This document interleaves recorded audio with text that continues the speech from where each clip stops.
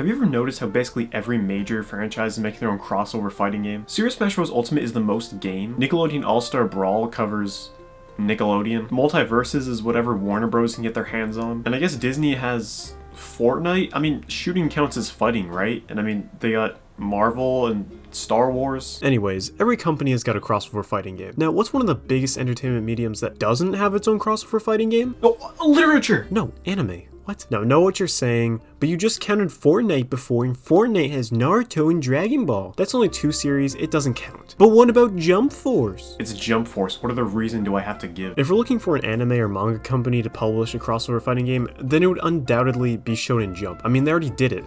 Like 4 times. First they had Famicom Jump 1 and 2, a series of crossover RPGs for the Famicom, hence the name. Then it was Cult Jump, a trivia game for the Game Boy. Now we're getting to the actual Smash clones, Jump Superstars and its sequel Jump Ultimate Stars, a series of crossover platform fighting games for the Nintendo DS. It was a Smash clone, featuring Shonen Jump characters on the Nintendo DS, so it was pretty good. Next up is their first home console crossover fighting game, Battle Stadium Dawn, which stands for Battle Stadium Dragon Ball, One Piece, Naruto, I think. It's a Smash clone, but only with characters from Dragon Ball, One Piece, and Naruto. Now we get to the point where Shonen Jump starts to drift away from platform fighters and move to 3D arena fighters with J-Stars Victory Versus and its sequel J-Stars Victory Versus Plus. Following J-Stars, Shonen developed their latest 3D arena crossover fighting game, Jump Force, which we don't talk about, but today, we're going to throw away all of that history and travel back to 1999, the year Smash Bros. Released on Nintendo 64. Originally, Smash 64 wasn't even going to use Nintendo characters and simply use placeholder characters instead. So what if,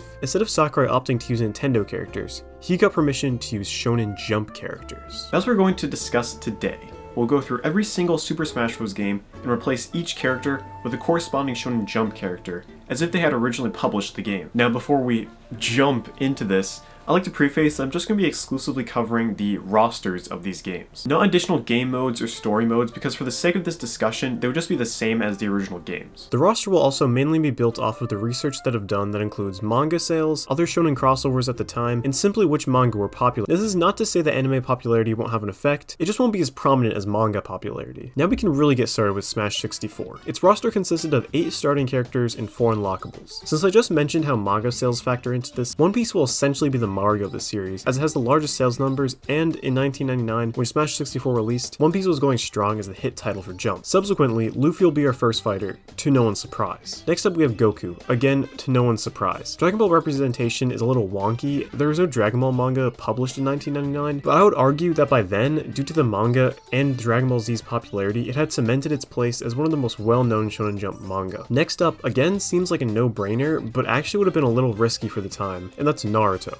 Naruto first started publishing in 1999, so Naruto most likely would have been added to the game to promote the manga's release, not because it was already well known at the time. The next set of characters are from manga that were already being published or had just finished being published. Yuki from Yu-Gi-Oh!, Yusuke from Yu Yu Hakusho, Kenshin from Rurouni Kenshin, and Gon from Hunter x Hunter. The final starter is Giorno from JoJo's, which may seem like an odd pick, but Golden Wind was the part of the anime that was being published at the time, and the anime that everyone knows hadn't even been conceptualized yet. Now we move on to unlockable characters, 2 of which were from already represented series in the game, so we'll be doing the same. One Piece gets another fighter in the way of Zoro, and Dragon Ball gets another fighter, Vegeta. The next fighter is Asakura from Shaman King, which was popular at the time, and finally we have a fighter from an older series, just like Nintendo did with Earthbound, and that character is Kenshiro from Fist of the North Star. Now we move on to Super Smash Bros. Melee in 2001. Just like Melee, every veteran from 64 makes the jump over, in addition to 14 newcomers. In terms of newcomers, Melee filled in a lot of classic characters from already represented series, while only adding in a couple of new series, which is what we'll do as well. So first, to complement already represented series, we have 3 new fighters for each of the big 3. One Piece, Dragon Ball, Naruto. One Piece gets Nami, Sanji, and Nico Robin. Dragon Ball gets Frieza, Piccolo, and Gohan. And Naruto gets Sasuke, Sakura, and Kakashi. The only other series to get another fighter is Hunter x Hunter, with Killua. Now to add new fighters. Just like Fire Emblem, Bleach will get 2 fighters for their series debut, Ichigo and Rukia. And just like Ice Climbers and Mr. Game & Watch, we'll go for 2 classic characters, Ryo Saiba from City Hunter and Sakuragi Hanamichi from Slam Dunk. Next up is Super Smash Bros. Brawl in 2008. Unfortunately, this was the first Smash game to make cuts to their previous roster, meaning that only 21 out of the 26 characters on Melee get to make it over. First off, Brawl didn't cut any of the original 12, so we're going to keep that going and not cut any of the original characters from 64. To try and keep things somewhat balanced, we'll cut 1 character from each of the big 3. Nico Robin from One Piece, Sakura from Naruto, and Piccolo from Dragon Ball. We're also going to cut another Dragon Ball character, Gohan. Finally, we're going to remove Rukia because Bleach doesn't need more than one character. Now we get to newcomers, and this time we have 18 of them, and the picks get a little weird in places. First off, we have Teen Gohan, because Brawl removed Young Link and added Toon Link, so we're removing Adult Gohan and adding Teen Gohan. Next up, Brawl gave some underrepresented series new characters, so we'll do the same. Yu-Gi-Oh gets Seto Kaiba, Yu Yu Hakusho gets Hai, JoJo's gets Jotaro and Dio, Hunter x Hunter gets Kurapika, and Bleach gets Aizen. Yes, I know what I just said. Finally, we're going to remove Rukia because Bleach doesn't need more than one character. But Brawl removed Roy just to add Ike, so complaint to Nintendo, not me. To introduce even more contradictions, we're going to give the big three even more fighters. Again, complaint to Nintendo, not me. They did it with Brawl. One Piece gets Usopp, Dragon Ball gets Gotenks and Trunks, and Naruto gets Itachi. Now to introduce the new series reps. I made a lot of these picks based off of Jump Ultimate Stars, which were released a few years prior to Brawl. Light Yagami from Death Note, Suna from Hitman Reborn, Alan Walker from D. Gray Man, and Gintoki from Gintama. We're also going to include another classic character like Pit, being Ryotsu Kankichi from Kojikame. Finally, we have 2 slots left, which in Brawl were filled by the first third-party characters, Snake and Sonic. So we're going to assume that Jump would be able to get the licenses for 2 third-party characters. Gus from Berserk would be the Snake of this game, a more adult-oriented character, but still a classic regardless. For Sonic, there weren't as many characters to consider, because when you think of Sonic, you think of a genre-defining character, and most genre-defining manga characters are from Jump. But I think I made a solid pick, being Edward Elric from Fullmetal Alchemist. Next up is Smash 4 in 2014, so say goodbye to Guts. Smash 4 only took 37 veterans, which means we have to cut 7 of the characters from a total list of 44 characters. Instead of telling you who those 7 characters are,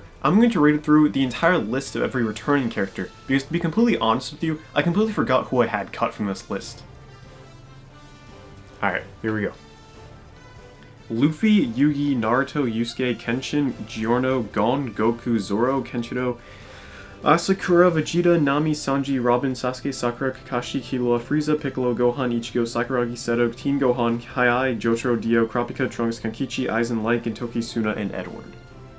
Now this is where the fun begins. We get 21 newcomers to work with, and J-Stars, having been released the same year, gives us a good assistance in what characters to choose. Let's start with characters from returning series. Ace and Blackbeard from One Piece, Android 18 and Krillin from Dragon Ball, Madara and Gaara from Naruto, Toshiro from Bleach, Makoto from Rurouni Kenshin, and Ryo from Fist of the North Star. Next up is new series characters. Toriko from Toriko, Oga Tatsumi from Beelzebub, Koro Sensei from Assassination Classroom, Seiya from Saint Seiya, Kuso Saiki from The Disastrous Life of Saiki K, Bobobo from Bobobo, Shoyu Hinata from Haikyuu, and Tetsuya Kuroko from Kuroko no Basket. Smash 4 also came alongside 4 more third-party characters, which are always fun. So here they are: Saitama from One Punch, Conan from Detective Conan, Eren Yeager from Attack on Titan, and Natsu Dragneel from Fairy Tail. Nothing too unexpected from this game. Smash 4 didn't really do much out of the box, and so most of these choices were pretty expected, and some of the more weird choices were influenced by J-Star's roster. Finally, we have Smash Ultimate in 2018, where, as everyone knows by now, every veteran is back, along with 19 newcomers, 8 of which are third-party. Like always, let's start with returning series. Bulma from Dragon Ball,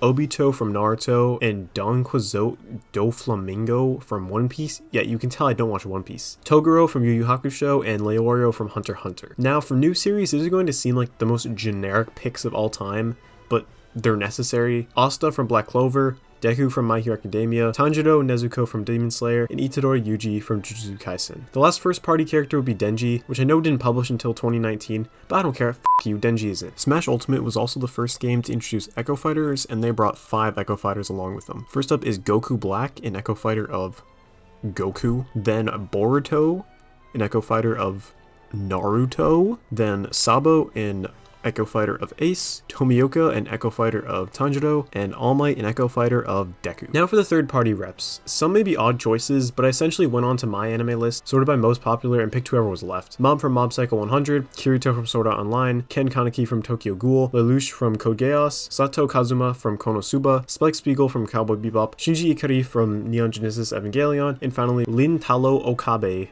from Steins Gate. Now, before you start complaining, yes, I know some of those aren't originally from manga, and I know at the start of this video I said I would be basing these rosters off of manga, but I don't care. This is a hypothetical roster from a video game from another timeline that doesn't exist. It would just feel weird to have a game that's the ultimate celebration of anime and not have these characters. Anyways, rants aside, those are my thoughts on what I thought would have happened if Shonen Jump had originally published Super Smash Bros. But if I'm being completely honest, if Shonen Jump had really published Super Smash Bros, then that series would have crashed and burned after 64, because those fuckers can't make a decent crossover game to save their lives.